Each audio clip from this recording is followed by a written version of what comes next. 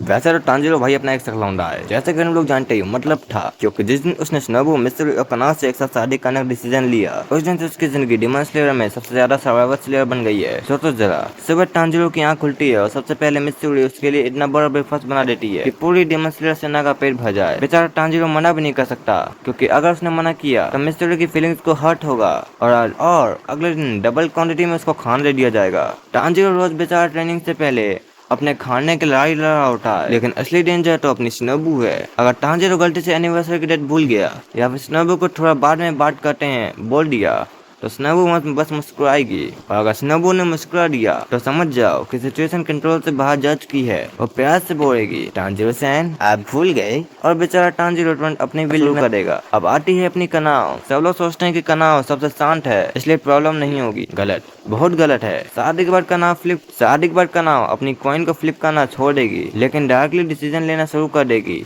और जब कनाओ किसी बात पर सीरियस हो जाए तो टांजिरो को समझ ही नहीं आएगा कि ज्यादा डर शिनोबु से लगना चाहिए या कनाओ से। एक तरफ साइलेंट स्टेयर और दूसरी तरफ डेंजरस स्माइल, और फिर शुरू होगी डेली कॉम्पिटिशन। मित्सुरुई पूछेगी, टांजिरो आज मैं कैसी लग रही हूँ? शिनोबु बोलेगी, हाँ टांजिरो सैन जवाब दीजिए।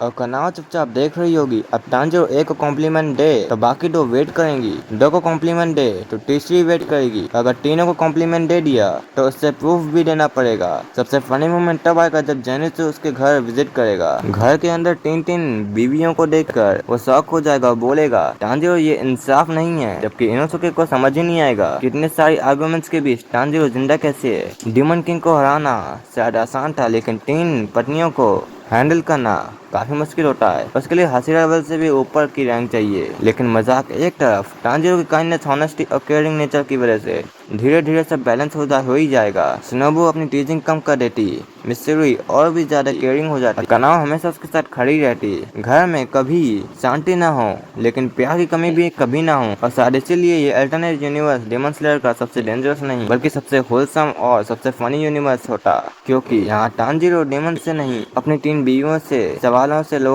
रोज लड़ा होता।